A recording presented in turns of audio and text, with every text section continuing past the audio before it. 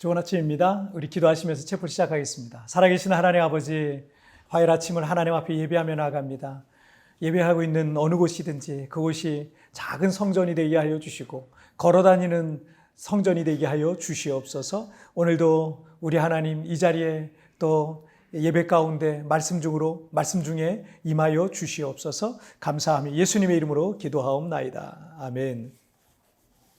자, 오늘 우리에게 주신 하나님의 말씀은 마태복음 14장 24절부터 27절까지의 말씀 제가 봉독해 올리도록 하겠습니다. 배가 이미 육지에서 술이나 떠나서 바람이 거스름으로 물결로 말미암아 고난을 당하더라. 밤 사경에 예수께서 바다 위로 걸어서 제자들에게 오시니 제자들이 그가 바다 위로 걸어오심을 보고 놀라 유령이라 하며 무서워하여 소리 지르거늘 예수께서 즉시 이르시되 안심하라 나니 두려워하지 말라. 영국의 그 대문호인 윌리엄 셰익스피어가 우리가 살아가는 인생에 대해서 인생은 불확실한 항해와 같다라는 말을 했어요. 그 말에 전적으로 동의하는 것이 세상이라는 바다를 우리가 살아가고 있고요. 우리는 인생이라는 배를 타고 그 바다를 항해하고 있는 것과 같기 때문에 그렇습니다. 바다는 길도 없고 표지판도 없는데 우리가 살아가는 인생은요.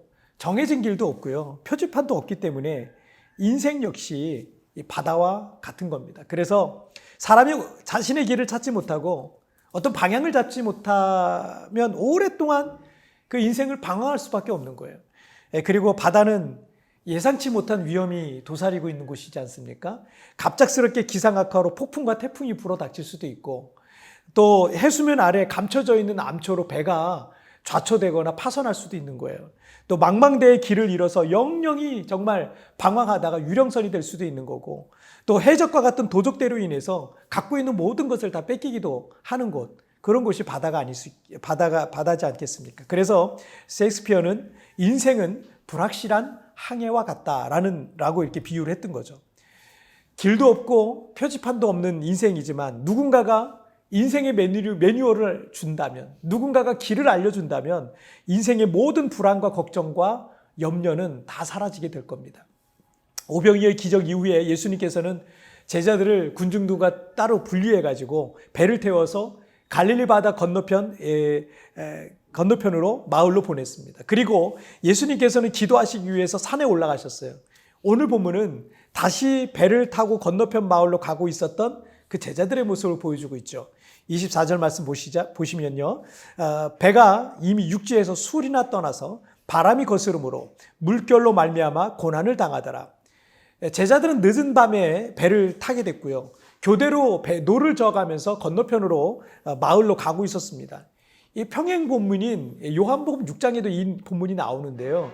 거기 보면은 배를 타고 약 10여리쯤 갔다라고 이렇게 나오고 있는데 10여리면 3km에서 4km 정도 말합니다.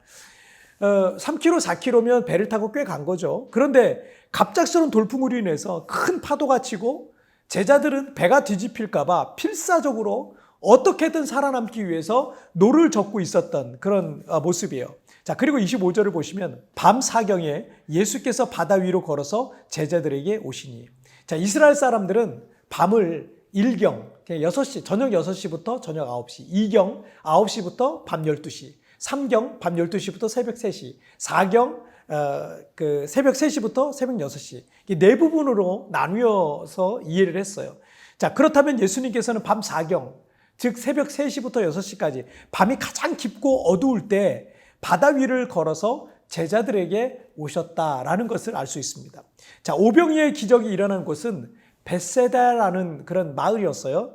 제자들이 건너가고자 하는 그 마을은 가버나움 혹은 게네사렛이라는 마을로 배를 타고 가면 직선거리로 약 3km에서 4km밖에 되지 않아요. 그런데 제자들은 이미 3, 4km 정도를 노를 저었다는 얘기예요. 그런데 아직 가버나움이나 게네사렛은 보이지 않고 그들은 풍랑을 만나서 죽음의 위기를 맞고 있다는 것을 알 수 있습니다. 그렇다면 제자들은 멀리 보이는 그 마을을 향해서 배를 저으면서 직진했는데 가버나움에 또는 게네사렛에 도착하기는커녕 풍랑으로 인해서 이 바다에서 뱅뱅뱅 지금 돌고 있는 그런 모양입니다. 자, 그런데 저는 이 제자들의 모습이 불확실한 바다와 같은 불확실한 인생을 살고 있는 우리의 모습처럼 보여요. 우리가 계획대로 생각했던 대로 인생이라는 게 그렇게 흘러가진 않죠. 때로 이런 인생의 풍랑 앞에 우리는 혼비백산 상태에 빠지기도 합니다. 그리고 언제 어떻게 될지 모르는 이 불안한 상황 속에 걱정과 두려움과 불안과 염려 속에 우리가 인생을 살아가고 있어요. 마태복음 8장 23절부터 27절에도 제자들이 타고 가던 이 배가 풍랑을 만나 뒤집힐 뻔한 적이 있었던 것을, 그 사건을 기록하고 있잖아요. 하지만 그 배 안에는 예수님이 계셨어요. 그리고 주님은 바람과 바다를 꾸짖으시고, 그리고 바람과 바다는 그새 아주 잔잔하게 되었다라는 기록이죠. 예수님께서 그 배에 함께 계셨기 때문에 제자들은 안전할 수 있었던 겁니다. 오늘 본문에서도 27절에서 예수께서 즉시 이르시되 안심하라 나니 두려워하지 말라라고 하셨어요. 여러분, 예수님이 함께 하시는 인생은 안전합니다. 예수가 없는 인생은 무엇이든 자기 스스로의 힘으로 해결해야 돼요. 그러나 우리에게 언제나 힘이 있는 건 아닙니다. 인생의 바다와 같이 갑작스러운 어떤 인생의 풍랑을 만나기도 하고, 암초를 만나 배가 좌초될 위기에 처하기도 하고, 우리 인생이란 배가 또 해적을 만나 가진 것을 다 뺏기기도 하고, 길도 표지판도 없는 그 바다에서 길을 잃게 되는 것이 우리의 인생과 같습니다. 하지만 예수님이 나와 함께 하신다면 우리는 안전합니다. 풍랑이 없다는 게 아니에요. 주님께서 그 풍랑을 잔잔케 하시고 그 환난 속에서 얼마든지 우리를 건져 주실 수 있다는 겁니다. 오늘 인생의 풍랑 속에 있는 우리에게 우리 주님께서는 안심하라, 나니 두려워하지 말라라고 말씀하시는 그 음성을 들으시고 마음에 새기는 오늘 하루가 되시길 바랍니다. 자, 우리 찬양 한 곡 같이 드리시겠습니다.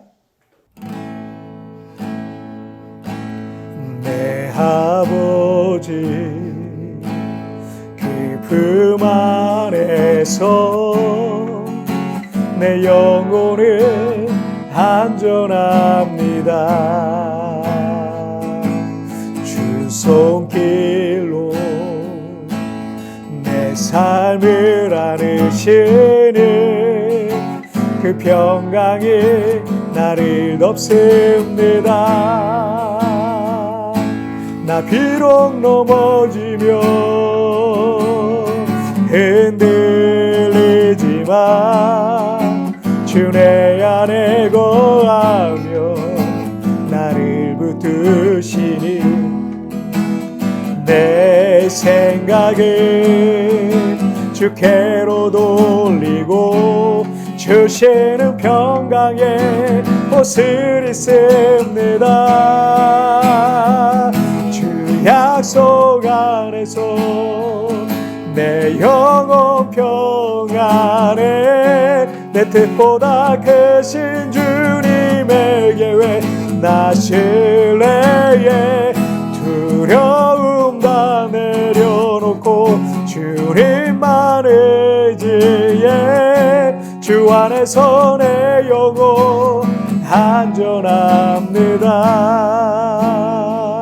주 약속 안에서 내 영혼 평안에 내 뜻보다 크신 주님에게 왜 나실래에 두려움 다 내려놓고 주님만 의지해 주 안에서 내 영혼 안전합니다.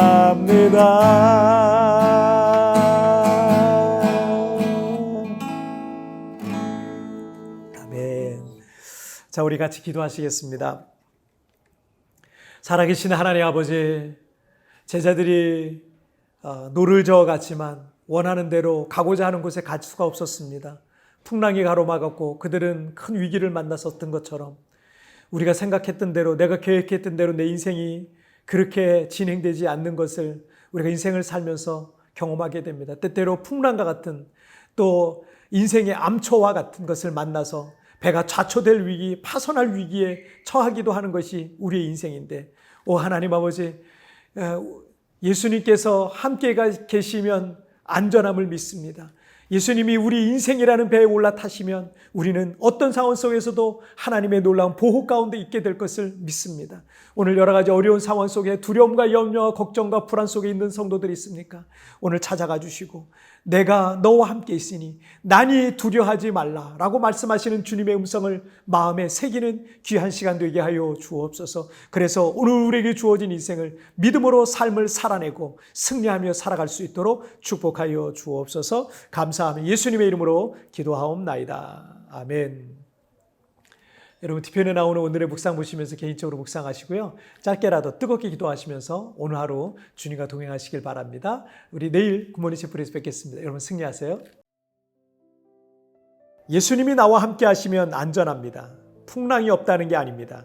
주님께서 그 풍랑을 잔잔케 하시고 그 환난 속에서 구원해 주시는 것입니다. 최근 나를 두렵게 하고 있는 인생의 풍랑은 무엇입니까?